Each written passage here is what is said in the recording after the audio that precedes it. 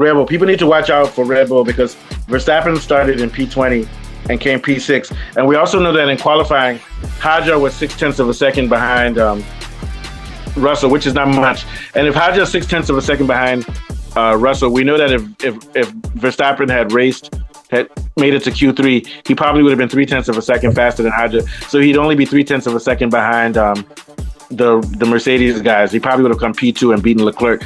And his recovery there shows that what we suspected from the first Bahrain test, which is that the Red Bull car, based on those 160 laps that Verstappen did, is very, very good for marathon racing. Like you said, it may not be the best for starts or for one lap pace, but it's very, very good over a long race, especially modeled after the way that Verstappen has racecraft and is very good on his tires, and is also be able to use the forces on the track. Verstappen uses the force of his car leaning and the curbs and everything to give kinetic energy to the car without having to even use the accelerator. He knows how to use everything around him for kinetic energy, sort of like a glider. So we know that car is dangerous. And I dare say if Verstappen had made it to Q3 and hadn't had that lockout, he would have come P2 probably, and he would have been pushing George Russell. So we have to keep an eye out on him because he came from P20 all the way to P6. And yeah, a lot of people will say that it's because of the chaos and everything. But no, that's a very scary number. What are your thoughts, Afolabi? Yeah, I thought Max Verstappen was sensational. I mean, going from P20 to P6, really covered and masked just how this car was, in my own opinion, it was flawed. Because were it not for Max Verstappen's brilliance, and having the fastest lap too, I think was exceptional. Why it not be for Max Verstappen's brilliance, I mean, he wouldn't have done this well. There's something about this Red Bull car that I've not figured out yet. It appears that while in qualifying, the car looks lethal, but is very, very erratic when it comes to when it goes to maybe in curves. There's a way the balance of the X mode and the Z mode is not quite right, and it leads to a kind of oversteer, that can affect the balance of the car gliding. So it's gliding. So that affected his starting position on Sunday. But in terms of the pure performance, the problems and the issues in this car should not be masked by Max Verstappen's brilliance. I'll argue with you that the car doesn't really have problems. Here's why I say so. Hajar came P3 in qualifying, right? He came P3 in qualifying. And he was ahead of the Ferrari guys in qualifying. So that shows the car is doing well. Now, you're right about the fact that on corners, the car is unstable because it's pointy. But it did very well. And I don't think Verstappen is masking the problems. I think that car has his DNA, and I think it has a very good algorithm because otherwise I didn't see them making mistakes. And we know that Hajar, at the beginning of the race, during the race, he had a battery failure. But before that, he was coming fourth, right, Mr. Johnny? He was coming fourth. So I would actually argue that the Red Bull car is actually better this year than it was last year. And we have to remember, like I said, Hajar came third in qualifying. I think that he came third or fourth. So first was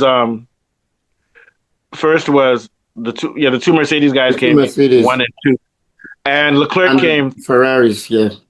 Leclerc came third, and then Hajar came fourth. What are your thoughts, Mr. Johnny? Let me go double check that. Verstappen, man, that was a crazy race.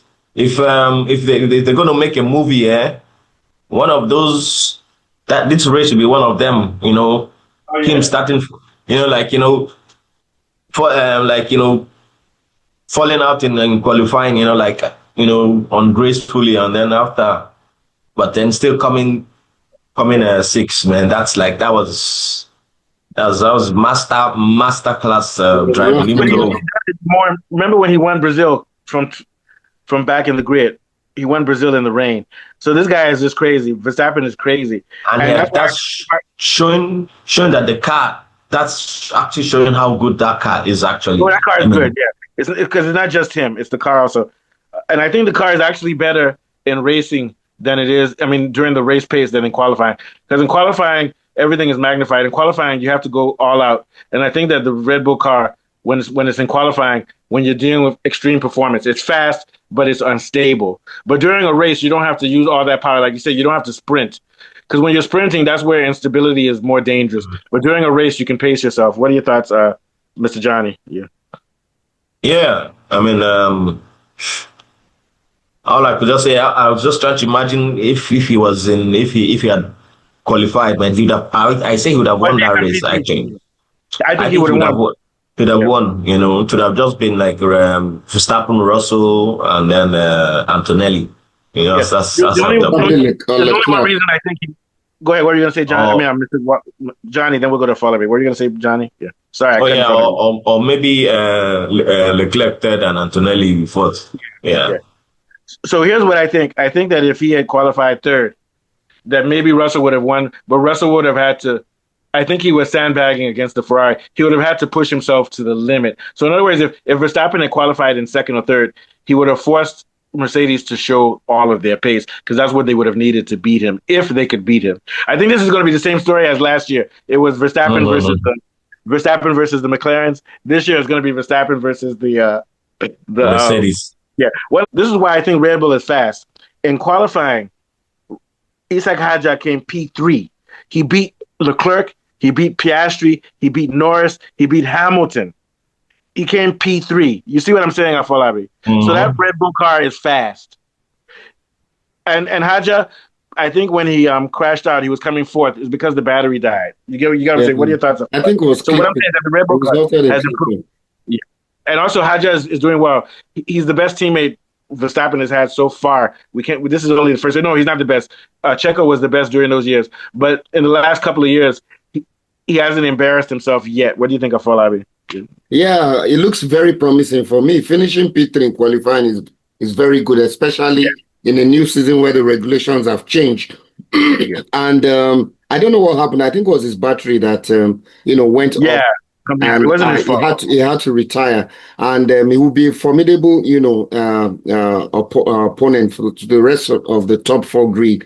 But I still think they need to really work on that car. Looks very punchy in the quali, but when it comes to the race, what happened to Max Verstappen is something that I would wonder. For a driver of his quality, he would have gotten him by surprise. I mean the spinning off yesterday, because when it comes to driving manually, he's the best, in my own opinion. And most of what he did today was on manual overdrive mode. Getting the car to P6 was sensational, So that's what I'm saying. I'm not saying the car is bad. I'm just saying Max Verstappen actually. That's how he pushed it further. Yeah, so Hadjar was coming fifth. He was coming fifth when his engine failed. So for him to be coming fifth in a race, and I'm going to assume that he would have come fifth, and then Verstappen came sixth. This is a lot better from what we're seeing from Red Bull, where Max will come top three, and the other guy will come 10th or will come 19th. Yeah. So what are your last thoughts on that, Mr. Johnny, about